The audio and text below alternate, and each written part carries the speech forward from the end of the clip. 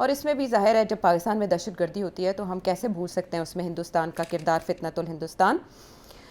محسن نقوی صاحب نے یہ بتایا ہے بلوچستان میں جس طرح سے ایک فریش ویو آئی ہے اور مختلف شہروں میں ٹارگٹ کیا گیا ہے مختلف مقامات کو جن کی ڈیٹیل سامنے آ رہی ہیں تو وہ ہوش رباں ہیں۔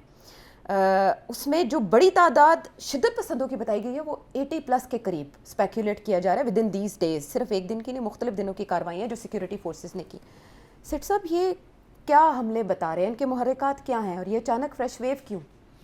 دیکھیے میرا خیال ہے پہلی بات تو اس بات کا احساس ہونا چاہیے کہ جب اس قسم کے حملے ہوتے ہیں کوآرڈینیٹڈ اٹیکس اسے کہتے ہیں، یہ ایک حملہ نہیں ہے نا، کافی جگہ پہ جی بہت سے شہروں اس کا مطلب ہے اس کی کافی پلاننگ ہوئی ہے، ٹھیک، پلاننگ ہوئی ہے، کوآرڈینیشن ہوئی ہے جی اور ریسورسز اکٹھے کیے گئے ہیں۔ تو یہ پلان 6 ماہ پہلے بنا ہوگا، اچھا، پھر اس کی پلاننگ ہوئی ہوگی، پھر اس کی ریکگنیشنس کی ہوگی، پھر کوآرڈینیشن کی ہوگی، پھر ہتھیار، پیسے، ٹریننگ، یہ سب کچھ ہوا ہوگا۔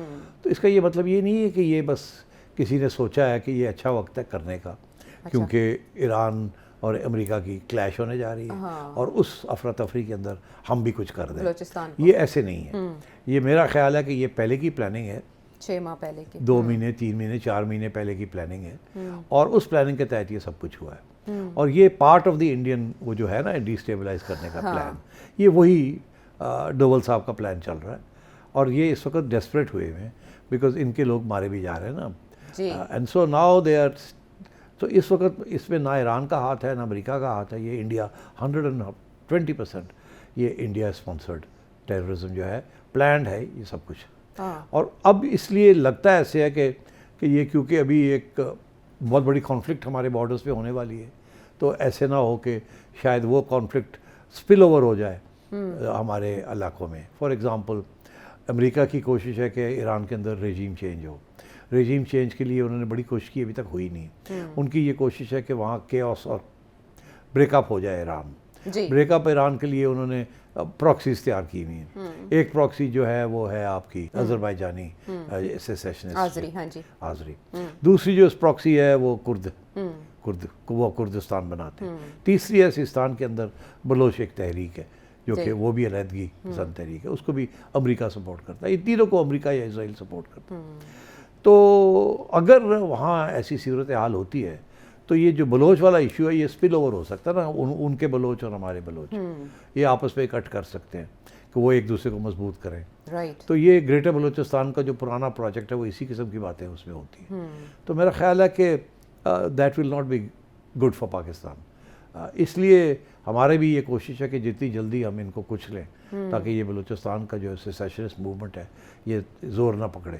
کل کو اگر ایران کے اندر کچھ ہوتا ہے اور امریکہ جو ہے جا کے بلوچ کو اسسٹ کرتا ہے یا ہیلپ کرتا ہے ایرانی بلوچ کو، تو یہ نہ ہو کہ پھر ہمارے بلوچ بھی اس تنظیم کا حصہ بن جائے اور کوئی پرابلم نہ بن جائے ہمارے لیے۔ اس لیے آپ نے دیکھا کہ ہماری سیکیورٹی فورسز فل الرٹ پہ ہیں، اور میرا خیال ہے پہلی دفعہ ہے کہ اتنے بلوچ انسرجنٹس مارے گئے ہیں۔ اب تو 100 سے زیادہ تعداد بتائی جا رہی ہے اور 12 مقامات پہ کوآرڈینیٹڈ اٹیک، جیسے آپ بتا رہے ہیں کہ پلاننگ بڑے عرصے سے چل رہی ہوگی۔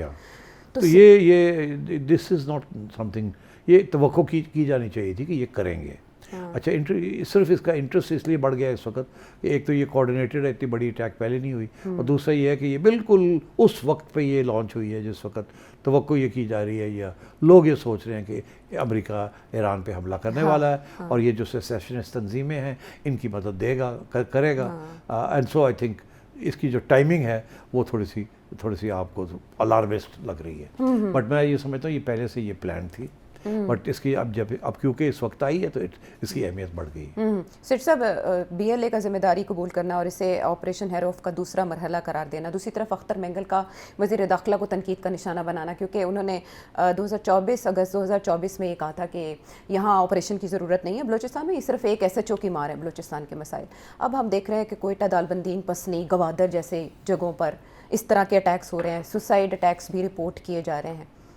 آپریشن کی ضرورت ہے جیسے ہم کے پی میں دیکھتے ہیں کہ نہیں آپریشن یہاں اس قسم کا آپریشن نہیں ہو سکتا جس قسم کا آپریشن طالبان کے خلاف سوات میں ہوا تھا یا وزیرستان میں ہوا تھا۔ اس آپریشن میں اور اس काउंटर इंसर्जेंसी मेजर में फ़र्क है।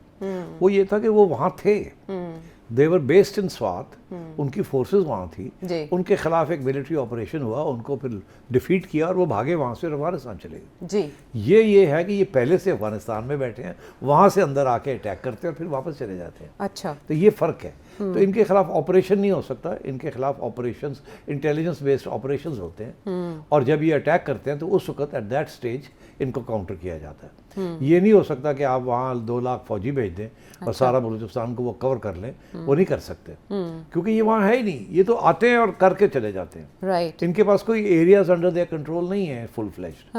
तो इसलिए you can't compare it to that operation, but यहाँ ऑपरेशंस करने पड़ेंगे, इंटेलिजेंस बेस्ड IBOs। ऑपरेशन, और वो ये कर रहे हैं जी।